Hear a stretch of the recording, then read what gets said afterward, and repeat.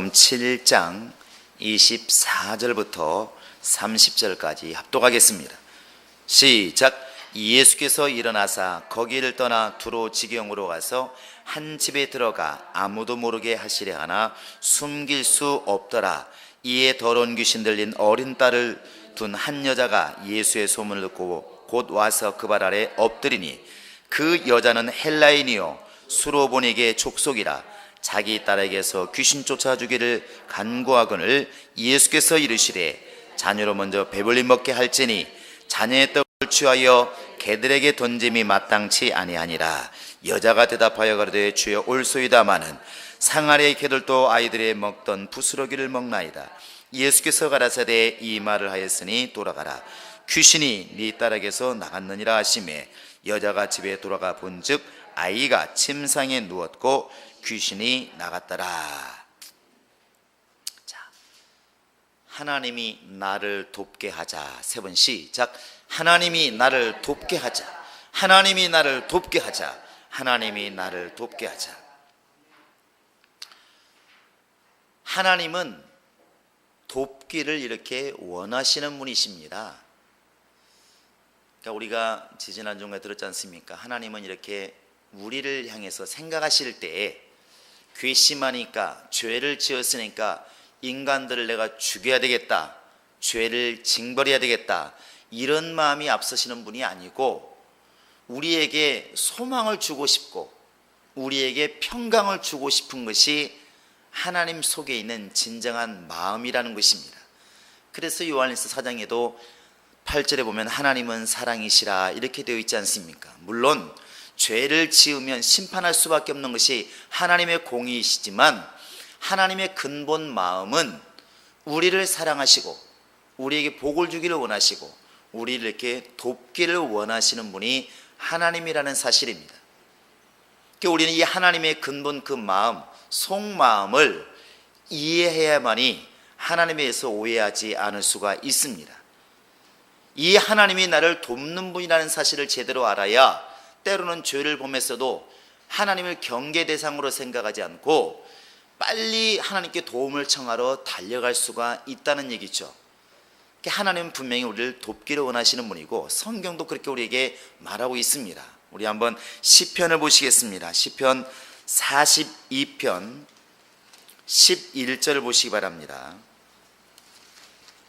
시편 42편 11절 같이 한번 읽겠습니다.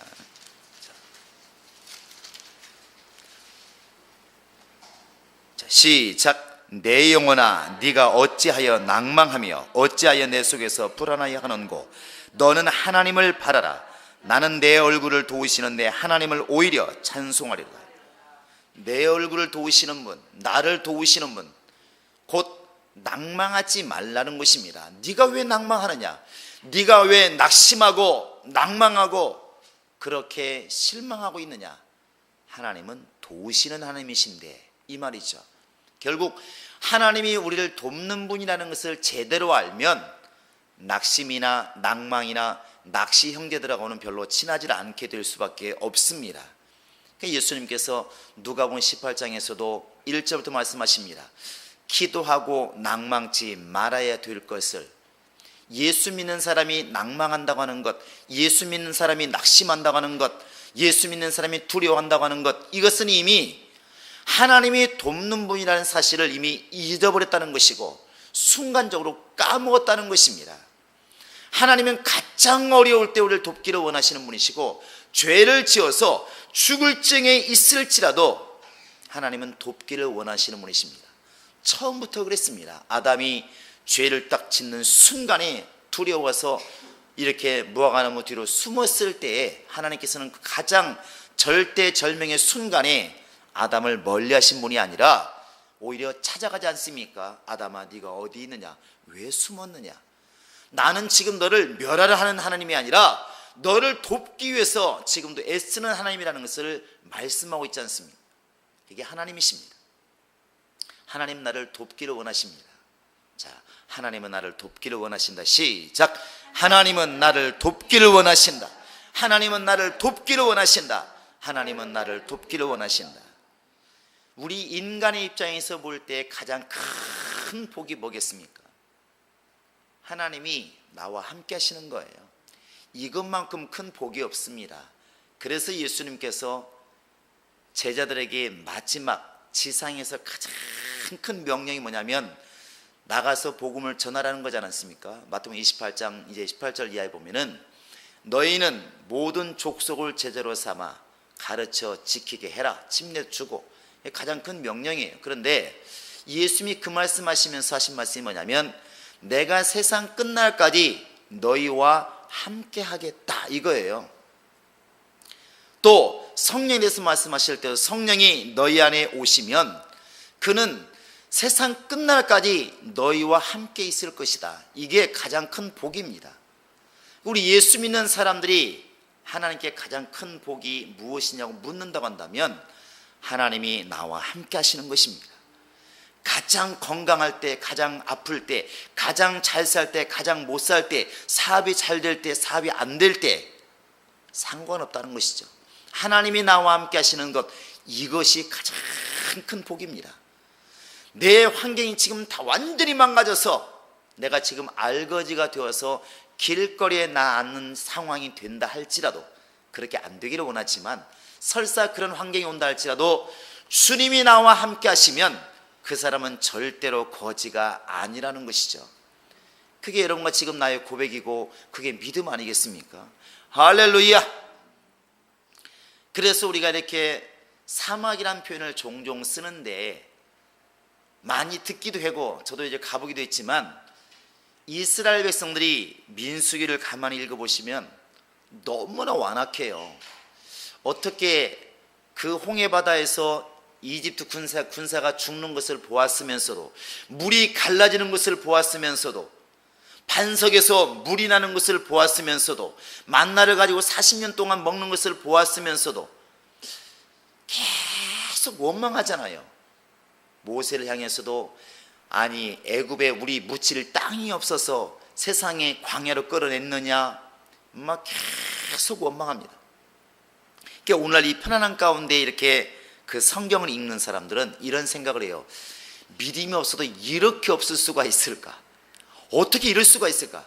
만약에 오늘날 우리 한국 교인들에게 야 어느 날 갑자기 6월 6일 날 한강으로 모여라, 다 모여라, 쌍둥이 빌딩 앞으로 모여라. 왜 모여야 됩니까? 내가 이적을 보여주겠다. 무슨 이적입니까? 이제 이 쌍둥이 빌딩 마포대교 앞에서 저 바로 마포로 건너가는 길을 내가 다리를 건너지 않고 물로 건너가게 했다.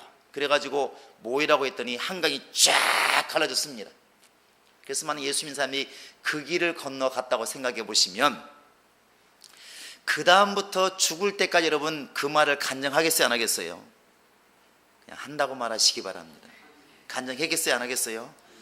간증하고 안 하고를 떠나서 그 마음속에 항상 그게 있어가지고 너무나 설렘 가운데 기쁨 가운데 신앙생활 할 것 같아요. 근데 이스라엘 사람들은 계속 원망하지 않습니까? 계속 어떻게 저럴 수가 있을까? 나중에 우리 교인들도 한번 같이 한번 가보기를 원해요.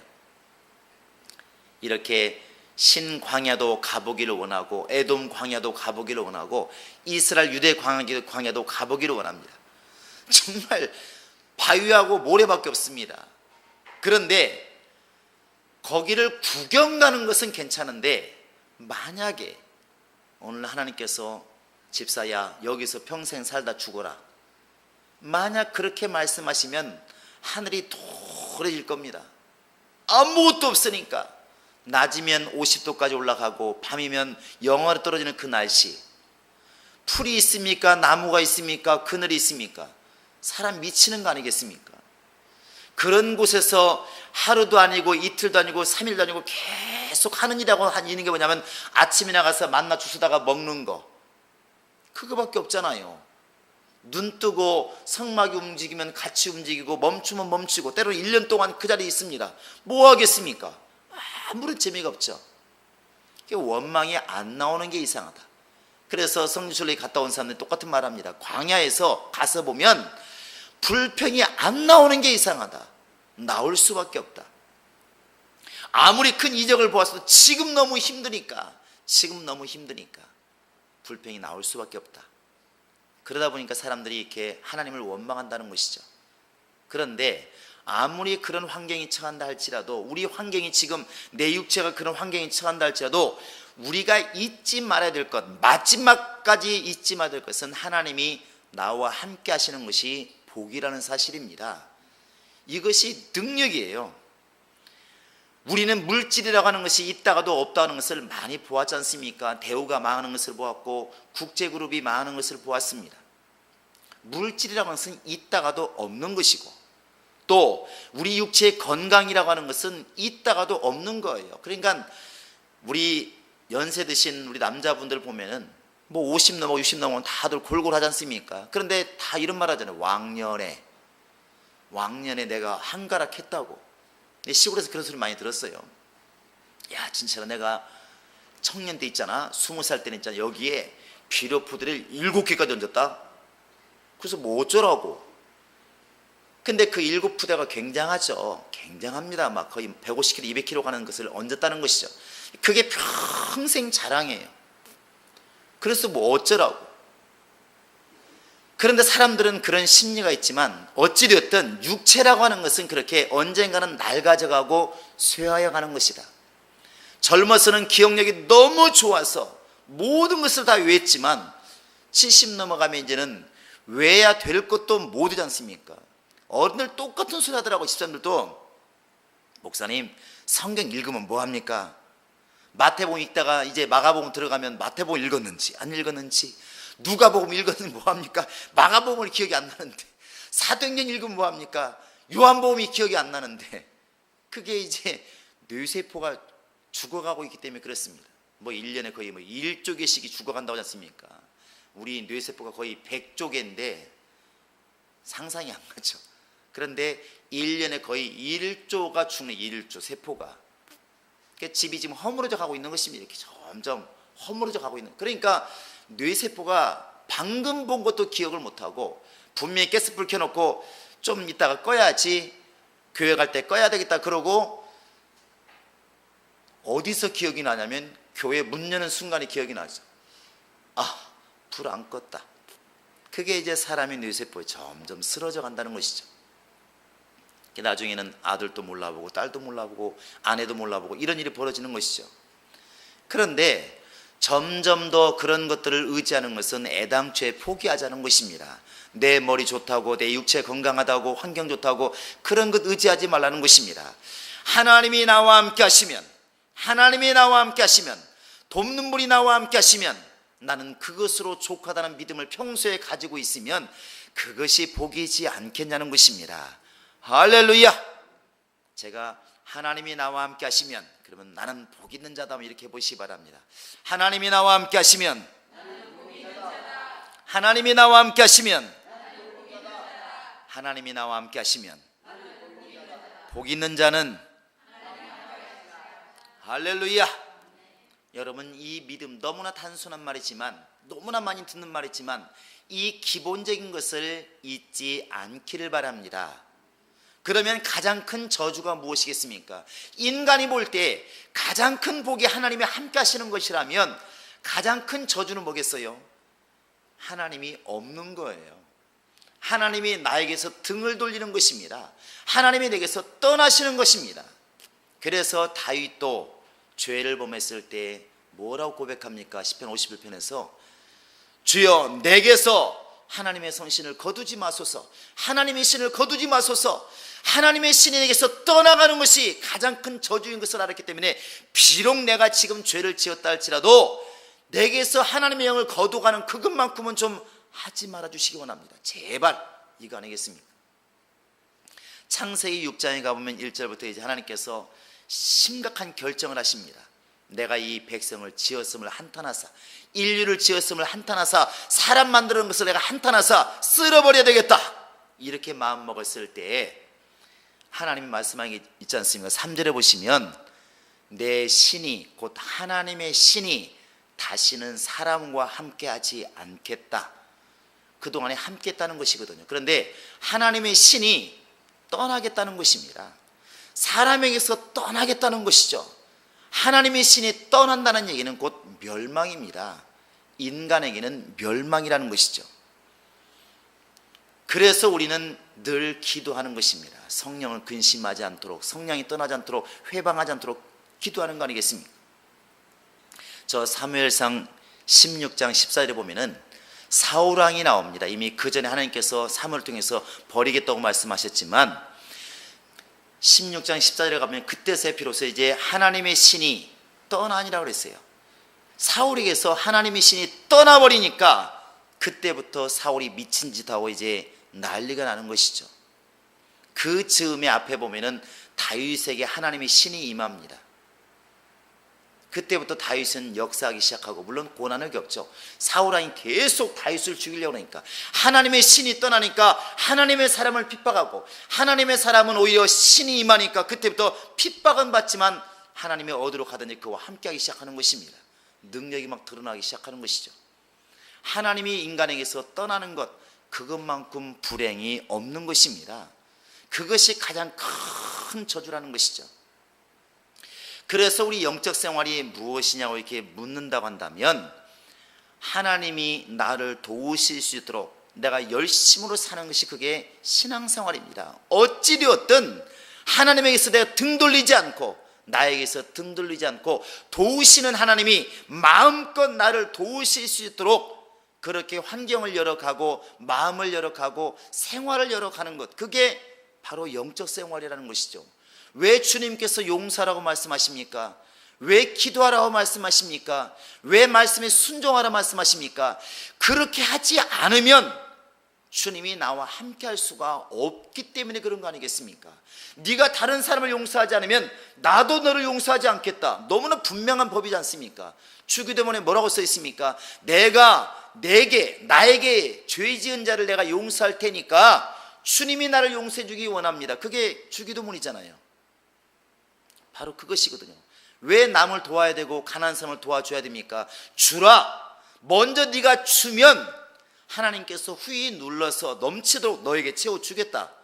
내가 넘치도록 받기 위해서는 먼저 주라는 것이거든. 주기 싫어도 줘야 된다는 것이죠. 영적 생활이 그렇게 나누어 주는 것이고 용서하는 것이고 내가 기도하는 것인데 왜 그래야 됩니까? 물었을 때 주님께서는 내가 너와 함께하기 위해서 그렇게 할 수밖에 없지 않겠느냐는 것이죠. 하나님이 함께하는 것이 복이니까 그렇습니다. 여러분 늘 내가 사람과 대화할 때, 사람과 만날 때, 사람과 관계가 안 좋을 때 내 뒤에서 나를 지켜보고 계시는 주님을 기억하시기를 바랍니다. 내가 사람과의 관계를 용서하지 않으면, 내가 사람과의 관계를 원만하지 않으면, 내가 그를 용서하지 않으면, 그를 사랑하지 않으면 주님이 나와 함께하지 않는다는 것이죠. 함께하지 않는 것은 곧 저주라는 것입니다. 왜? 나를 돕는 분이 나와 함께하지 않는데 어떻게 내가 복 있는 자라 말할 수 있을까? 그래서 내 머릿속에서는 그래도 하나님께 복을 받았다고 말할지 모르겠지만 착각이라는 것입니다. 어떻게 우리가 복을 받을 수 있겠습니까? 어떻게 하나님 나를 돕게 할 수 있겠습니까? 어떻게 하나님께서 마음껏 나를 돕게 할 수 있을까? 그것은 오늘 본문에 이미 수로보니게의 여인을 통해서, 헬라 여인을 통해서 답이 나와 있습니다. 너무나 잘 알지만 한번 9절만 읽어보시겠습니다. 한번 26절 한번 27절을 보시겠습니다. 시작. 그 여자는 헬라인이요 수로보니게 족속이라. 자기 딸에게서 귀신 쫓아 죽이시기를 간구하거늘 예수께서 이르시되 자녀로 먼저 배불리 먹게 할지니 자녀의 떡을 취하여 개들에게 던짐이 마땅치 아니하니라. 참 이렇게 보면 여자의 행동은 이해가 가요. 왜냐하면 누구든지, 여러분은 지금 저도 우리 아들이 아프고 딸이 아프면 이렇게 안 하겠습니까? 막 예수님께 다리라도 붙들고 바지깽이나 우리 말로 바지가랑이라도 붙들고 뭔 수를 내야 되니까 당연히 뭐 쫓아와서 주여 우리 아들에게서 귀신을 쫓아주세요 말하겠죠. 이건 뭐 당연한 행동이니까. 그런데 예수님의 태도가 가끔가다는 좀 이해가 가는 행동이 있지 않습니까? 우리가 흔히 얘기하는 예수님은 항상 순한 모습만 있는 것 같은데 이렇게 성전에서 장사하는 사람들이 왜 상을 막 뒤엎으시고 동전을 다 엎어버리시고 막 채찍을 만들어서 막 사람을 때리고 할 때 보면은 순한 모습이 아니잖아요. 그리고 바리새인들을 향해서, 서기관들을 향해서 화 있을진저 이 독사의 새끼들아 이렇게 말할 때에 순한 모습이 아니거든요. 그때 또 의아한 모습이 있는데 오늘 또 보면 그런 모습이 있습니다. 27절에 보시면 만약에 예수님께서 이렇게 우리와 같은 마음을 가지고 있다고 한다면 설사 안 믿는 사람이 목사에게 와가지고 목사님 나는 예수 안 믿지만 좀 병 낫기를 위해서 기도해 주세요. 그러면 여러분 목사로서 여러분이 목사라면 어떤 태도를 가져야 되겠습니까? 자, 1번 나는 안 믿는 사람은 절대 기도 안 해줍니다. 이렇게 말하는 게 옳을까? 알았습니다. 기도해드리죠. 예수 잘 믿으세요. 앞으로 이렇게 말하고 기도하는 목사가 좋은 목사일까? 이런 쉬운 질문만 공무원 시험에 나오면 다 합격할 겁니다. 만약에 여러분이 새신자를 데려왔어요. 근데 예수를 안 믿어 억지로 끌고 온 거예요. 아픈 사람을. 말합니다. 목사님 이 사람 기도 좀 해주세요. 예수 안 믿지만 기도 좀 해주세요. 그러면 목사가 저는 안 믿는 사람에게는 기도 안 해줍니다. 하나님의 영적인 것을 갖다가 개에게 주는 것이 마땅치 않습니다. 이렇게 말하면 저는 아마 쫓겨날지도 몰라요. 예수님이 그렇게 했잖아요. 자녀의 떡을 갖다가 개에게 주는 것이 마땅치 않다. 이런 말 들으면 아마 예수님께 돌 던지고 갈 것 같아요. 그 예수님이 그렇게 하셨어요. 그런데 이 여자가 바로 헬라인이고 수로보니게 족속인데 이스라엘 사람들 우리보다 더 알러지가 있는 게 뭐냐면 이방이란 말을 굉장히 싫어합니다. 한국 사람들은 좀 그런 경향이 좀 이스라엘 닮은 게 많이 있어요. 한국 사람 유대인 닮은 게 뭐냐면 자식을 너무 사랑해가지고 공부에 매진하는 것. 하여튼 자식 공부를 위해서는 목숨 겁니다. 그게 유대인하고 한국 사람이 좀 비슷하대요. 그리고 혈통을 중요하는 것. 그러다 보니까 한국에서 외국인이 사는 게 너무 힘들대요. 우리 어릴 때도 왜 튀기라는 말, 나쁜 말이잖아요. 근데 이게 혼혈하라고 이렇게 말하는데 튀기들은 거의 학교를 못 다닐 정도로 힘들었다고 하지 않습니까? 그 똑같은 사람인데 유대인들도 이방인은 너무너무 싫어하는 것입니다. 물론 그 속에는 하나님께서 말씀하시기를 이방인하고는 결혼도 하지 말아라. 혈통을 보존해야 되니까 예수가 와야 되니까 그랬지만 그러다 보니까 이방인하고 결혼까지 한 이런 사마리아 사람들 아주 싫어하는 것입니다. 싫어하는 거죠. 그래서 왜 요한복음 4장에 사마리아인 여자가 말하셨습니까? 당신 유대인인데 왜 나오고 상종하십니까? 웃기지 않습니까? 이렇게 말하지 않습니까? 싫어하는 게 있어요. 그런데 헬라 여자, 수로보니게 여자, 그런 그리스 여자가 와가지고 예수께 도움을 달라고 하니까 이제 뭔가 탐탁지 않다는 것이죠. 그런데 이런 대우를 받았을 때 예수님이 지금 도와주겠다는 것도 아니지 않습니까?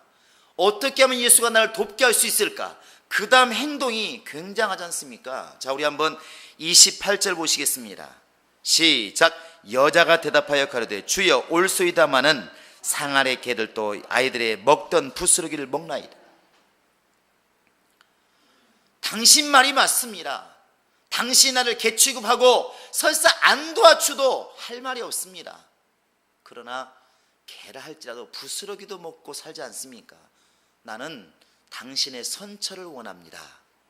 당신 말이 분명히 맞습니다. 옳습니다 하지 않습니까? 하지만 당신이 나를 불쌍히 여겨서 나를 어여삐 여겨서 나를 좀 도와주었으면 좋겠습니다.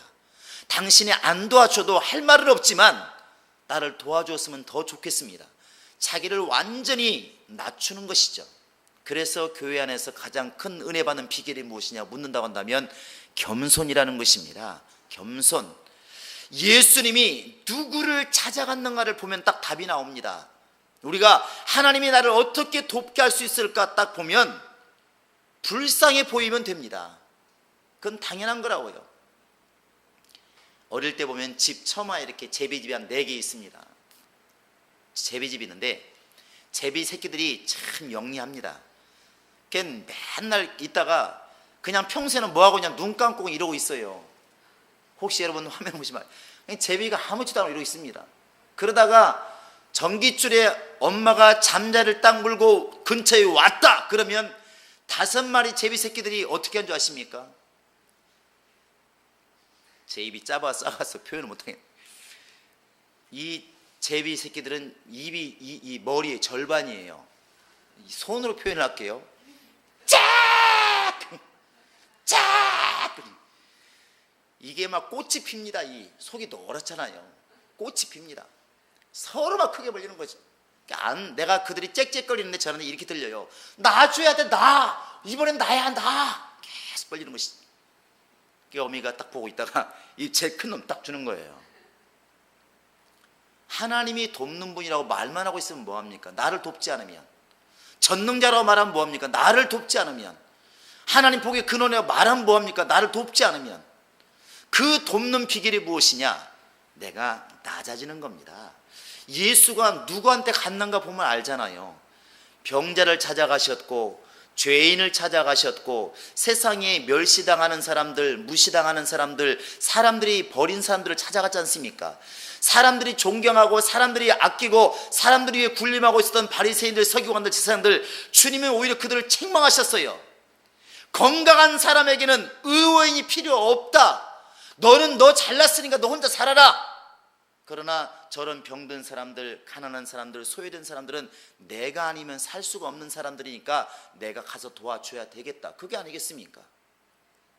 그러면 오늘날 내가 만약에 나는 정말 잘난 사람이고 똑똑한 사람이고 굉장한 사람이고 내 마음속에서 그런 마음을 가지고 지금 기본적으로 살고 있다고 한다면 주님이 똑같이 말씀하지 않겠습니까? 너는 잘났으니까 혼자 살아라. 네 마음대로 살아라. 근데 만약에 우리가 나를 낮추어서 바울처럼 나는 날마다 죽는다. 내가 사는 것은 내가 사는 것이 아니라 나는 주님의 은혜가 아니면 살 수가 없는 사람이다. 내 지식도 아무것도 아니고 가진 것도 아무것도 아니고 나는 주님이 있어야만 살겠다. 그렇게 고백하고 그렇게 믿고 있고 그렇게 신하고 있다고 한다면 주님 우리를 긍휼히 여기지 않겠습니까? 할렐루야. 그래서 우리는 나를 낮추는 훈련이 중요하다는 것입니다. 잠언서 16장 18절에 너무나 잘 아는 말씀, 교만은 곧 자기를 스스로 높이는 자는 패망의 선봉이요 망할 수밖에 없다는 것이고, 자기를 낮추는 사람, 겸손은 바로 이제 복받는 비결이라는 것이죠. 그게 능력입니다.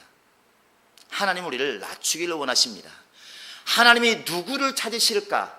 주님이 내 안에 오셔서 나를 쓰셔야만 내가 복 있는 자가 될 수 있는데, 나를 도와야만 내가 잘 될 수 있는데, 어떻게 주님이 나를 찾아오게 만들 수 있을까? 어떤 사람을 주님 찾아가실까? 여러분 성경 좀 보시겠습니다. 자, 우리 시편을 보시겠습니다. 시편 34편을 보시겠습니다. 시편 34편.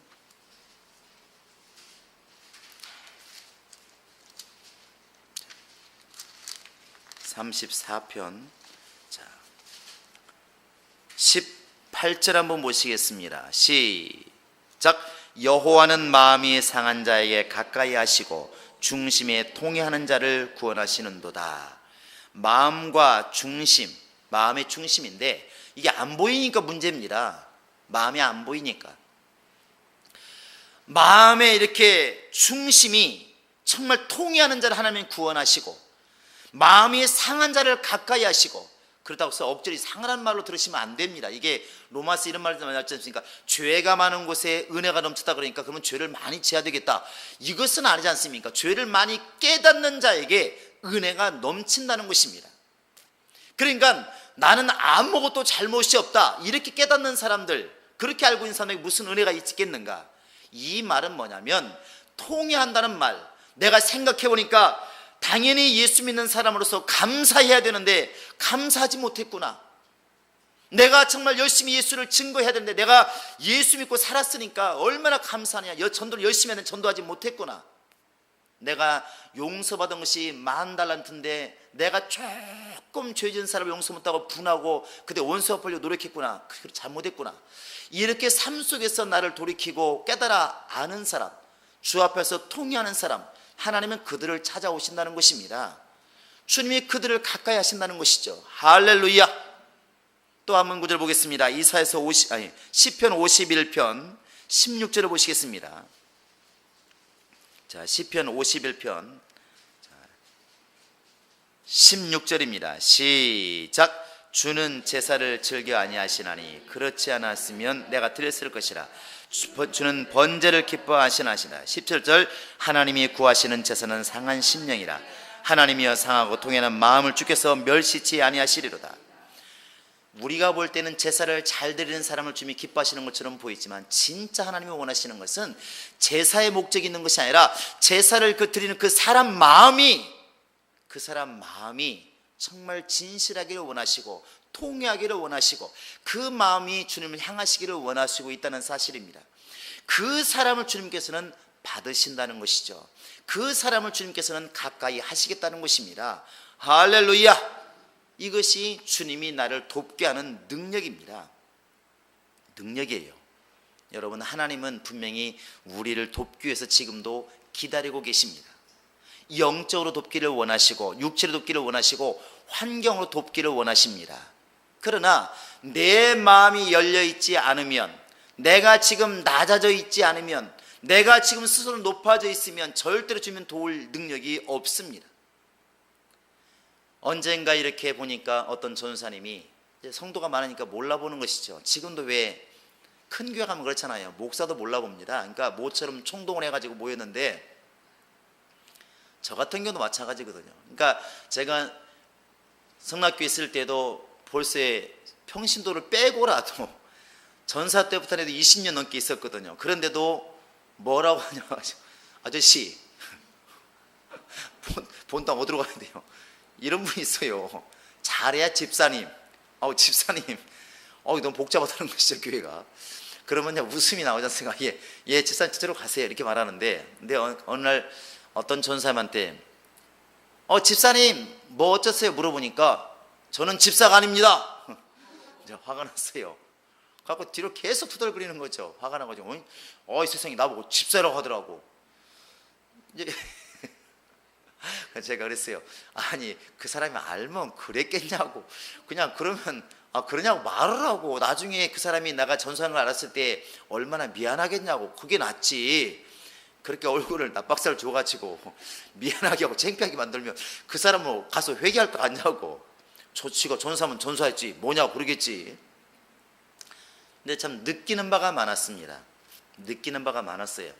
그것뿐이겠습니까? 또 목사들끼리 모이면 죄송하지만 그런 말도 하지 않습니까? 신방 갔더니 너무나 소홀히 접대하더라 이거죠.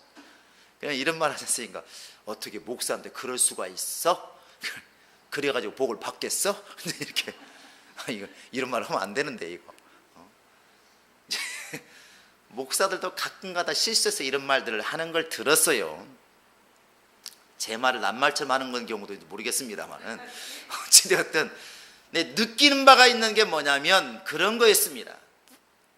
목사가 뭔데, 전도사가 뭔데, 장로가 뭔데, 그건 그냥 옷인데, 그게 옷인데, 주님은 지금 그 옷을 보고 있는 게 아니고, 사람은 그 옷을 보지만 주님은 그 마음의 중심을 보고 있는데, 몸을 보고 있는데, 의사가 내가 양복 입고 간다고 그냥 당신은 건강해 보입니다, 집에 가십시오. 그리고 메리아스 입고 가면은 당신은 아파니까 오십시오, 그렇게 말합니까?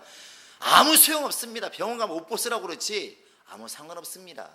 그런데 왜 우리는 옷에 그렇게 신경을 쓰고 있는가? 아직도 체면이 중요하고, 아직도 사람이 말하는 게 중요하고, 사람 말 때문에 시험 들고, 사람 말 때문에 기뻐하고 우월감 느끼고, 그게 무슨 상관이 있냐는 것이죠. 그러니까 주님께서 나와 함께하기가 어렵다는 것입니다. 직분이라고 하는 것은 그냥 옷일 뿐이고, 직분을 감당하고 있는 그 사람을 지금 주님께서는 보고 있다는 것입니다. 그 사람이 정말 겸손한가? 그 사람이 정말 통회하고 있는가? 정말 그 영혼이 자복하고 있는가?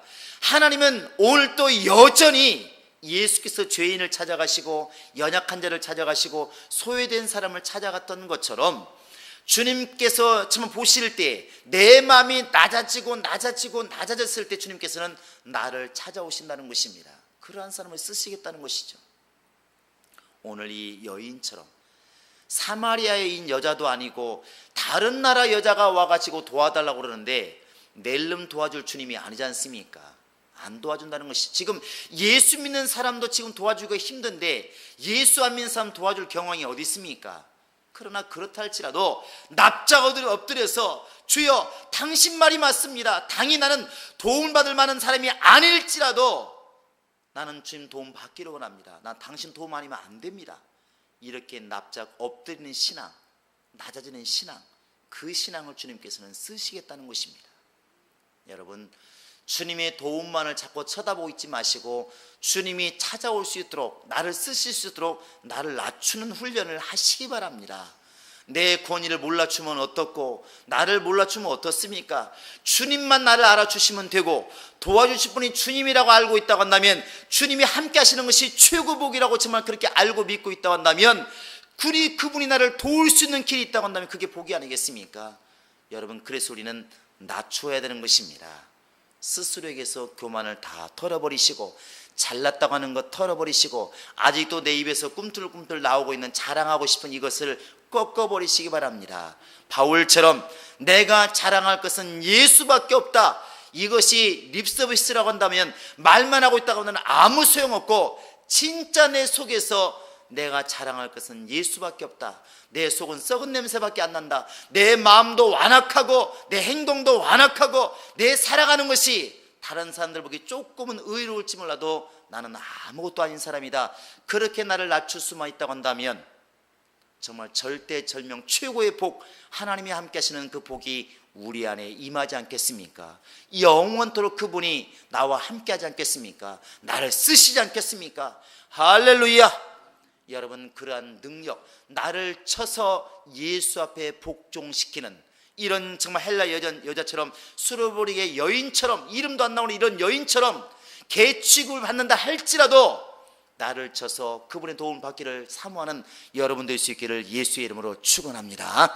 이 시간 우리 다 같이 기도하시겠습니다. 기도할 때, 하나님, 내가 그동안에 환경을 정말 신경 쓰고 직분 때문에 정말 우쭐하고 또 사람들의 가지고 있는 것을 갖고 있을 때 우쭐했던 모든 것을 이 시간 다 꺾어버리게 도와주시고, 이 시간부터 주 앞에 마치 알몸인 것처럼, 부족한 것처럼, 연약한 것처럼 깨닫게 도와주시고, 주 예수를 향하여 달려가게 하소서.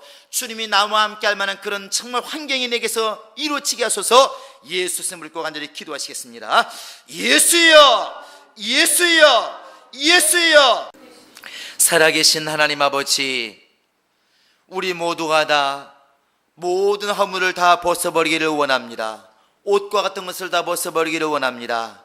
정말 너희가 나를 위하여 단을 쌓으려고 마음을 먹었거든, 정으로 쪼은 것, 잘 다듬어진 것이 아니라 정말 아무것도 손을 대지 않은 깨끗한 돌로 단을 쌓으라 주께서 명령하신 것처럼 나에게 떡을 드리려거든, 정말 너희가 뚜를 놓지 않는 사람의 교훈이나 사람의 이런 모든 것들을 가입시키지 말고 순수할 떡을 드리라고 명령하신 주님께서 오늘 우리가 그런 모습으로 주 앞에 나아가기를 원합니다. 하나님 아버지여, 내가 이 땅에 소유하고 있는 것들, 물질이나 환경이나 명예나 이런 것들 때문에 우쭐한 마음들 다 이제는 내려놓게 도와 주시옵소서. 예수 앞에서 높아지는 것이 가장 미련한 것을 우리는 알았사오니, 이제 수르보니게 여인과 같이 비록 개와 같이 나를 낮춘다 할지라도 그렇게 낮아진 모습을 통해서라도 주님이 함께 할 수 있다고 한다면, 주님이 쓰실 수가 있다고 한다면, 그렇게 낮아져가는 하는 그런 마음이 있도록 우리 아버지 하나님이 함께 하시고 인도하여 주시옵소서. 우리의 속사람이 그렇게 주 앞에 달려가게 도와주시고, 우리의 속사람이 그렇게 낮아져서 하나님의 도움을 받고 하나님의 인정을 받는 10년 될 수 있도록 우리 아버지 하나님이 함께 하시고 인도하여 주시옵소서. 주님 찾기에 불편하지 않는 10년 되게 도와주시고, 주님이 쓰시기에 정말 불편하지 않는 그런 10년 되게 도와주시고, 주님께서 마음껏 들어 사용하는 영혼 되게 도와주시며, 주님께서 마음껏 역사하시는 교회가 되게 도와주시며, 주님이 그렇게 마음껏 역사하시는 가정과 영혼이 될 수 있도록 하나님이 함께 하시고 인도하여 주시옵소서. 감사하고 예수 이름으로 기도합니다. 아멘. 이제는 우리 구주 예수 그리스도의 은혜와 하나님 아버지의 극진하신 사랑과 성령의 교통하심과 인도하심이 이제 돕는 우리 하나님을 체험하기 위해서, 나를 마음껏 쓰시는 우리 하나님을 체험하기 위해서 자신을 낮추고 비우기로 했정한 모든 10년들 머리 위에 이제로부터 영원토록 함께 있을지어다. 아멘.